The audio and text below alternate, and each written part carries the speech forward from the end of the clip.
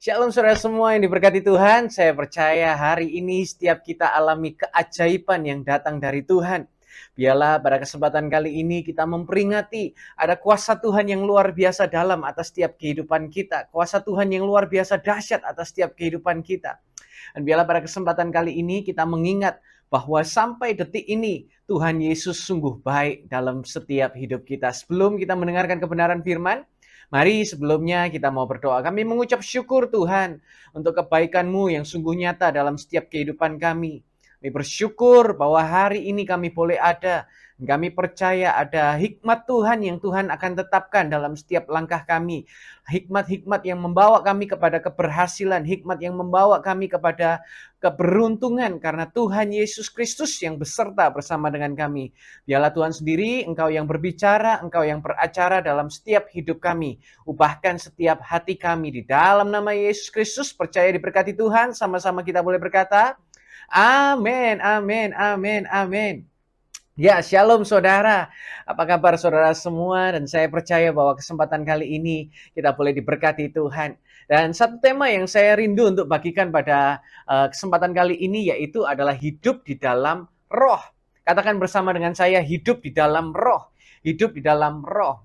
Roh Tuhan, Roh Kudus ditentukan untuk menjadi penolong, penuntun, menguatkan kita, bahkan untuk memperlengkapi setiap keadaan kita hari-hari ini. Nah, untuk itu sekarang bukan lagi kita menjadi pribadi yang hidup sebagai orang yang suka hidup dengan semena-mena. Semaunya sendiri ya, kalau di bahasa Jawa itu seenak udelnya sendiri ya. Tetapi biarlah pada hari-hari ini kita itu hidup di dalam tuntunan Tuhan. Seberapa banyak saudara mau hidup di dalam tuntunan Tuhan? Lambaikan tangan saudara. Kita perlu hidup di dalam roh. Karena kita adalah manusia roh yang mempunyai jiwa yang tinggal di dalam tubuh. Kita adalah manusia roh yang punya jiwa tinggal di dalam tubuh. Nah, roh mana yang kita ikuti? Ya kan kita ini manusia roh. Pertanyaannya adalah roh yang mana yang kita ikuti? Dan saya ingin mendorong saudara pada kesempatan kali ini. Biarlah setiap kita mengizinkan Roh Kudus yang menuntun dalam hidup kita. Langkah demi langkah, step by step, kita dituntun oleh Roh Kudus. Sehingga kita boleh mengalami satu keberhasilan. Kita boleh mengalami satu kesuksesan. Dan kita boleh mengalami kebahagiaan yang kekal bersama dengan Tuhan Yesus Kristus. Yang setuju katakan amin.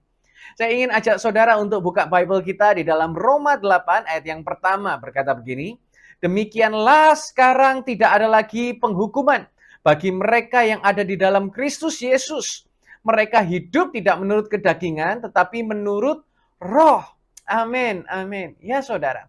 Hari-hari ini kita tidak hidup menurut kedagingan, tetapi hari ini kita hidup menurut roh. Kita semua diingatkan bahwa kita ini memiliki Roh Kudus yang sanggup untuk menuntun kita. Bagaimana kita bisa menjadi pribadi yang berubah, pribadi yang dipulihkan, pribadi yang diperbaharui, dan bukan hidup menuruti kedagingan kita terus. Ya. Bible berkata, tubuh ini memang lemah, tetapi roh berkemauan kuat. Nah, bagaimana kita ini memiliki kehidupan yang dituntun oleh roh? Karena apa yang diinginkan oleh roh dengan daging itu jauh berbeda. Sementara roh itu berkata, tidak perlulah berdoa, tidak perlulah baca firman, tidak perlulah menyembah Tuhan. Kan sudah kemarin, nanti saja, besok. Ya, keesokan harinya berkata lagi, nanti saja, minggu depan. Setelah minggu depan tiba, berkata lagi, nanti sajalah bulan depan. Toh kamu juga sibuk, kamu banyak pekerjaan, sudahlah nanti saja. Lama-lama kita akan berkata nanti saja, sudah tahun depan. Ya. Kan tahun kemarin sudah ikut ibadah Natal, ya tahun ini enggak usah begitu kan? Ya. Ini yang menyebabkan banyak orang Kristen itu adalah orang Kristen KTP. Hanya ibadah yaitu Natal dan Paskah saja, masih syukur-syukur ibadah 2 kali dalam setahun gitu kan pikirnya, daripada enggak sama sekali. Apakah seperti itu? Enggak, saudara. Kalau kita menuruti kedagingan kita terus, kita akan semakin menjauh dari tuntunan Roh Kudus. Dan biarlah pada kesempatan kali ini saya berdoa, setiap saudara semua adalah pribadi-pribadi, bukan Kristen KTP.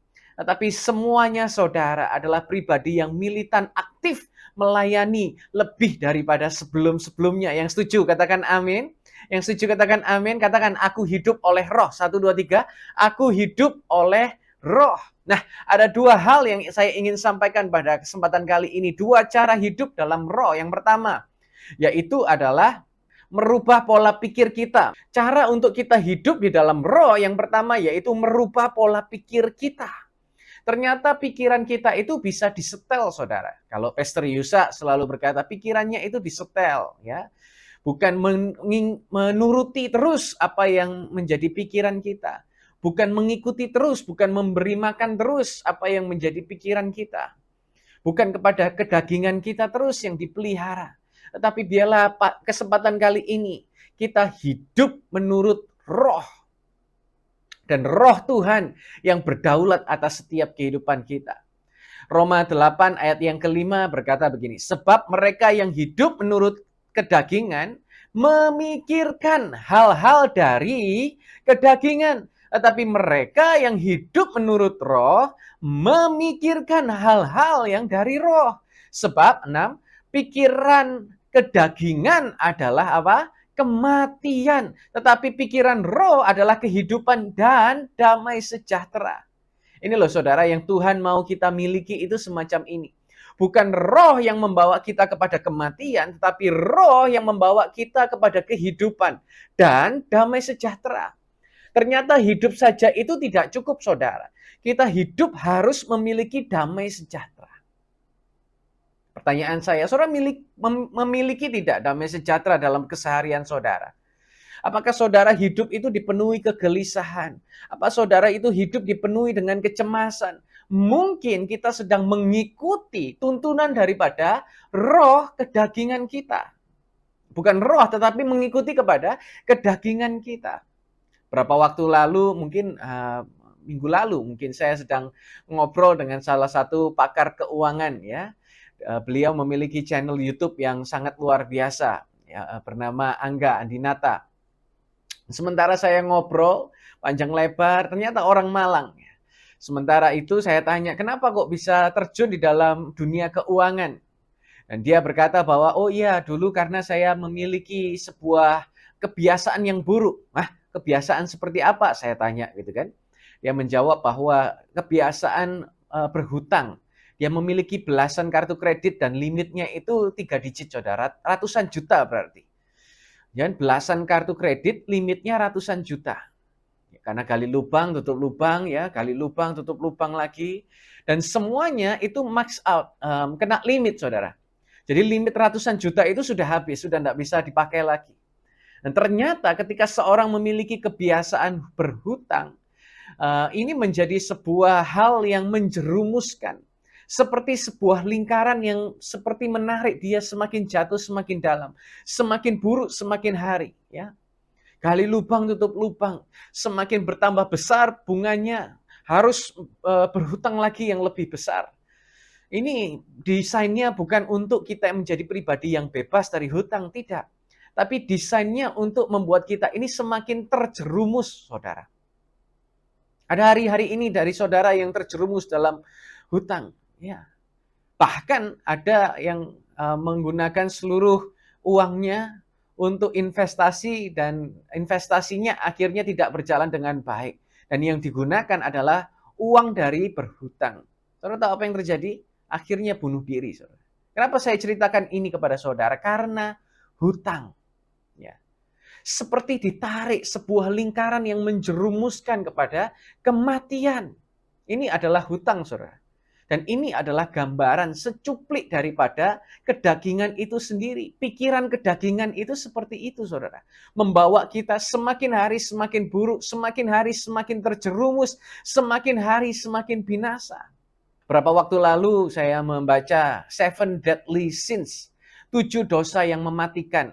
Itu ada hawa nafsu, ada kerakusan, yang ketiga ada ketamakan atau serakah, yang keempat ada kemalasan, kelima ada iri hati, keenam ada kesombongan, dan yang ketujuh adalah mementingkan diri sendiri. Ya. Pikiran kedagingan ini bukan bertujuan untuk membuat kita menjadi pribadi yang lebih baik. Pikiran semacam ini adalah hanya untuk membawa kita semakin hari semakin hancur. Walaupun kita memiliki karakter yang baik, ya, tetapi ketika kita alami pergumulan yang buruk, orang itu kepingin loh saudara menolong saudara. Ketika kita punya karakter yang baik, dan kita terjerumus kepada keadaan yang buruk sekalipun, orang itu seperti ada rasa iba. Orang itu ada rasa kepingin untuk menolong. Tapi berbeda dengan orang yang sudah karakternya buruk, mengalami kesulitan yang sederhana. Orang itu jadi berpikir, tak tolong atau enggak ya? Ini tak tolong malah mencelakai atau tidak ya? Jangan-jangan nanti dia malah melukai saya. Nanti saya yang malah dirugikan. Ada pikiran semacam itu. Saya beberapa waktu lalu lihat scroll di Instagram, kemudian saya berjumpa dengan satu tayangan video ini, di mana ular kobra ya sedang terjerumus kepalanya kepada apa itu namanya, kaleng minum, saudara, kaleng minum, kepalanya masuk ke kaleng minum dan ular kobra ini nggak bisa keluar. Dan tulisannya dari video itu berkata begini, siapa yang mau menolong kalau sudah tahu karakter ular ini adalah ular yang berbisa dan suka mematok. Di sana saya dapatkan pemahaman, iya, hari-hari ini ketika kita punya karakter yang buruk, orang itu jadi berpikir ulang untuk menolong kita. Ya. Pikiran kedagingan ini yang membuat orang jadi ragu untuk menolong kita. Pikiran yang penuh dengan kejahatan ini menjadi ragu untuk orang itu mau menolong kita. Siapa yang akan menolong ular kobra yang kepalanya terjerumus di dalam kaleng? Saya pikir saudara pun juga akan berpikir berulang-ulang untuk menolong kobra itu. Nanti kalau dilepasin dipatok, karena kan kobra terkenal dengan ular yang suka mematok. Dan saya rindukan pada kesempatan kali ini, setiap saudara tidak ada yang memiliki pikiran kedagingan. Karena pikiran kedagingan itu hanya akan membawa kita kepada kematian. Tapi biarlah kita hari-hari ini memiliki pikiran roh. Apa itu pikiran roh? Pikiran yang membawa kepada kehidupan dan damai sejahtera yang luar biasa. Seperti apa sih pikiran roh? Roma 5 ayat pertama. Sana dikatakan, jadi kita yang dibenarkan oleh iman telah berdamai dengan Elohim di dalam Tuhan kita Yesus Kristus. Nah ini loh, pikiran atas roh itu semacam ini, bahwa kita ini tahu, kita ini sudah dibenarkan dan telah berdamai dengan Tuhan melalui Tuhan Yesus Kristus. Bukan hanya saja kita berdamai, tetapi terlebih lagi kita mendapat damai sejahtera. Tapi pikiran kita harus disetel, saudara. Sudah berdamai dengan Elohim. Yang mendamaikan itu Yesus. Ya, dia mati di kayu salib, menebus dosa-dosa kita. Dia dikubur dan bangkit pada hari yang ketiga sesuai dengan kebenaran Injil, kebenaran kabar baik Tuhan. Nah, ini adalah proses pendamaian antara saudara dan saya kepada Tuhan. Pertanyaannya sekarang, ketika seorang sudah damai, apa yang biasanya dilakukan? Pasti nggak cari ribut lagi. Ya kan? Ketika saudara sudah berdamai dengan musuh saudara, pasti saudara nggak mau mencari ribut lagi. Lah ngapain berdamai kalau kita mencari ribut lagi? Nah, kita dengan Tuhan pun juga demikian. Kita sudah didamaikan oleh Yesus Kristus, tetapi biarlah hidup kita ini menjadi kehidupan yang berubah. Bukan kehidupan yang terus saja, terus-menerus jatuh di dalam dosa yang sama, terus-menerus jatuh di dalam keadaan yang serupa. Ya, selama-lamanya tidak pernah berubah. Enggak, saudara. Yang boleh tidak berubah itu hanya Tuhan Yesus Kristus. Ya, lagu yang lagi viral. Tuhan Yesus tidak berubah. Nah, itu kan, itu saja yang boleh tidak berubah. Tapi kalau hidup kita hari demi hari harus berubah. Hari demi hari harus diperbaharui dengan kebenaran firman Tuhan, dengan pikiran roh, dengan tuntunan yang membawa kita kepada kehidupan dan damai sejahtera. Coba kalau saudara nggak percaya begini, sekali-sekali saudara lakukan kecurangan gitu, sekali-sekali saudara melakukan kejahatan, saya yakin hidup saudara itu nggak tenang loh saudara. Damai sejahtera saudara ini hilang. Nanti kalau ketahuan bagaimana? Nanti kalau ketangkep bagaimana? Nanti kalau dapatkan konsekuensi bagaimana? Seperti itu hidup kita. Tapi berbeda kalau kita ini hidup dituntun oleh Roh Kudus. Sementara mau melakukan perbuatan yang tidak terpuji, kita ini sudah diperingatkan oleh Roh Kudus. Jangan, nanti kamu malah terjerumus sendiri. Seberapa banyak saudara pernah mengalami hal seperti itu?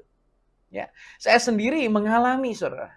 Dan saya ingat dulu waktu saya sekolah di kuliah Australia. Pada waktu itu kan saya jauh dari orang tua. Orang tua saya juga sibuk pelayanan, saya masih sekolah dan saya memiliki kebebasan gitu kan. Saudara tahu apa yang saya lakukan? Dalam hati itu saya berpikir begini, saya ini nanti sekolahnya, waktu itu saya sekolahnya sekolah teologi. Saya pikir saya ini sekolah teologi, kalau hidupku ini lurus-lurus aja, apa yang saya mau ceritakan kepada jemaat, pikir saya begitu. Ya sudah, saya cari pengalaman saja. Pengalaman apa? Pengalaman untuk jadi nakal. Ya. Saya coba itu, saudara. Dengan segala cara tak jadi nakal ini gimana ya? Supaya punya cerita untuk diceritakan. Ya. Tapi saudara tahu apa yang terjadi? Saya mau nakal itu loh, seperti tidak bisa. Karena apa? Ada tuntunan Roh Kudus yang membuat saya itu seolah-olah tidak berhasil gitu untuk nakal. Padahal kalau di luar negeri akses kepada obat-obatan terlarang itu begitu mudah. Akses kepada minuman keras atau dunia malam itu begitu mudah.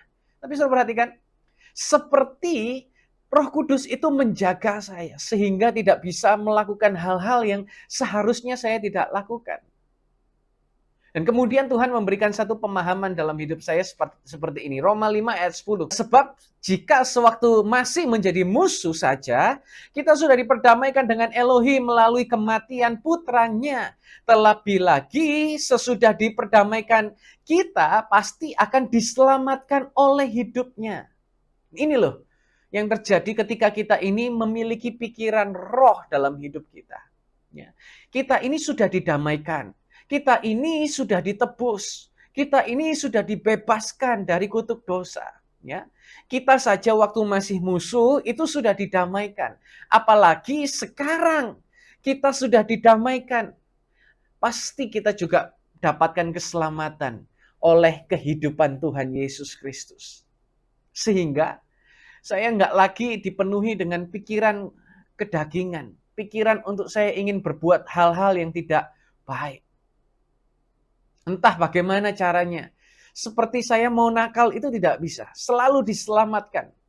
Dan saya berdoa, hari-hari ini saudara juga alami keselamatan dari Tuhan Yesus Kristus. Dan kalau saya mau tarik kembali, mengingat selama berapa belas tahun dari hidup saya.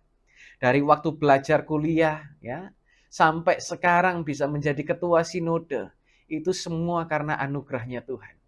Karena ada Tuhan Yesus yang selalu menyelamatkan saya. Ada Roh Kudus yang selalu membimbing saya. Ada Roh Kudus yang selalu menuntun saya. Dan saya berdoa kalau itu boleh terjadi dalam hidup saya. Saya rindu setiap saudara semua juga alami keberhasilan bersama dengan Tuhan Yesus Kristus. Alami sukacita, alami damai sejahtera yang sempurna dari Tuhan Yesus Kristus. Yang setuju? Sama-sama kita boleh berkata amin. Percaya katakan amin. Amin, amin, amin. Dan saya berdoa bahwa apapun yang terjadi dalam kehidupan kita, biarlah kita tidak hidup dengan pikiran kedagingan. Kita hidup dengan pikiran roh yang membuat kita menjadi pribadi-pribadi yang lebih daripada pemenang. Karena anugerah Tuhan dilimpahkan terjadi atas setiap kehidupan saudara. Setuju katakan amin. Amin, amin, amin, amin. Dan berapa hari lalu, minggu lalu saudara, saya baru dari Makassar. Meeting dengan pembimas Kristen karena setiap 5 tahun sekali izin dari sinode harus diperpanjang. Dan sementara saya berjumpa, saya presentasikan administrasi dari perkembangan gereja YHS ya dari 5 tahun lalu sampai kali ini saya presentasikan semuanya. Tuhan seperti rancangkan proses demi proses itu menjadi satu rancangan yang indah. Dan saya percaya saudara, kalau saya melalui gereja YHS ini boleh melihat keselamatan Tuhan bekerja, semua saudara pasti juga akan diselamatkan. Setiap saudara pasti akan alami keajaiban bersama dengan Yesus. Yang setuju kita tepuk tangan yang paling meriah bagi Yesus Kristus Tuhan kita. Amin, amin, amin. Yang kedua sekarang yaitu adalah Cara hidup dalam roh, yang pertama tadi merubah pola pikir kita, yang kedua menuruti tuntunan roh. Setelah kita rubah pola pikir kita, ya kita tahu apa yang baik dan apa yang tidak baik. Sekarang yang perlu kita lakukan yaitu adalah menuruti tuntunan Roh Kudus.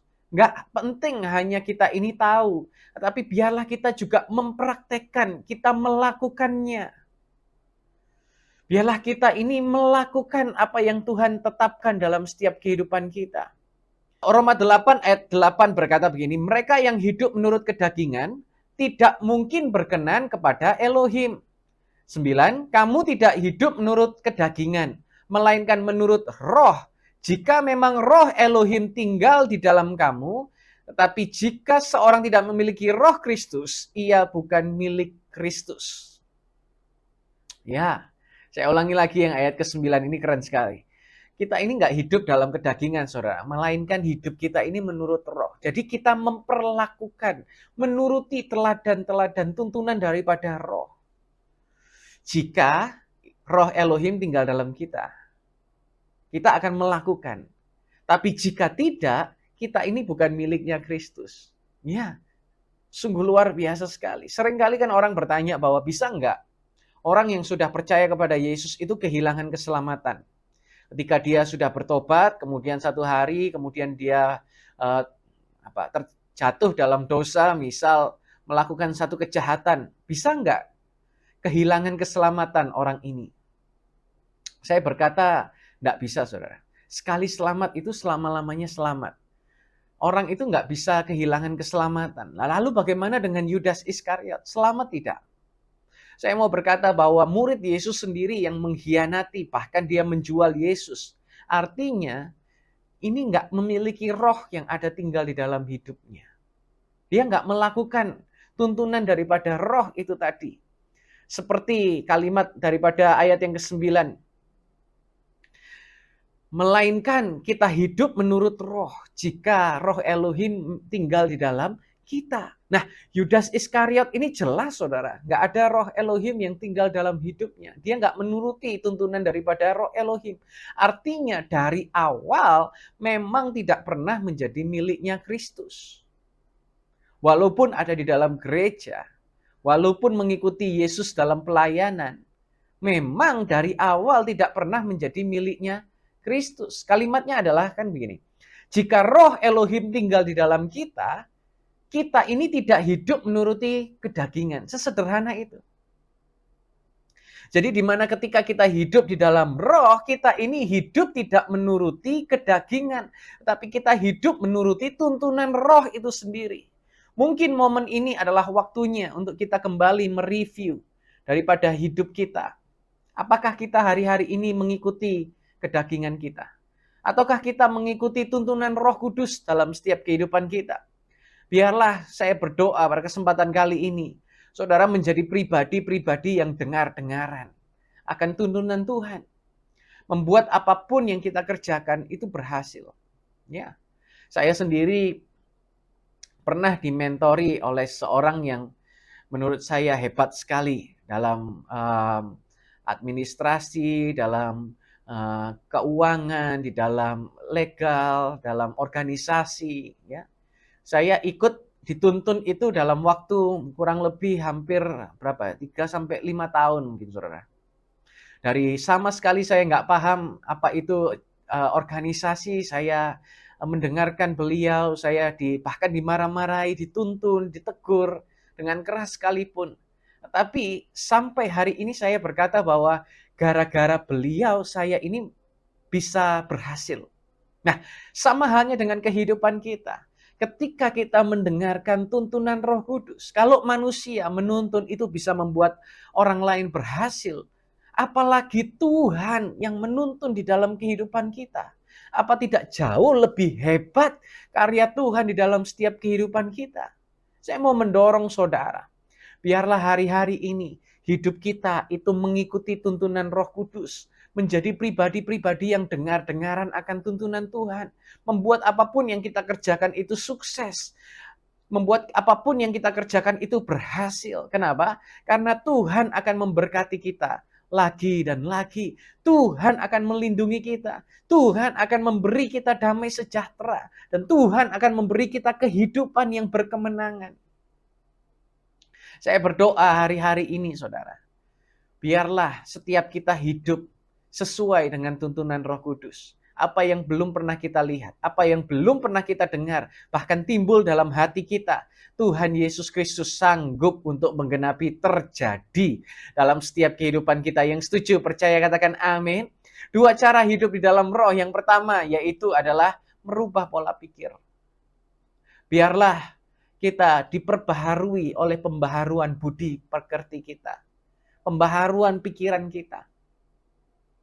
Apa yang selama ini kita pahami, apa yang selama ini kita ketahui, biarlah kita tidak terpaku dengan pikiran-pikiran kedagingan, saudara.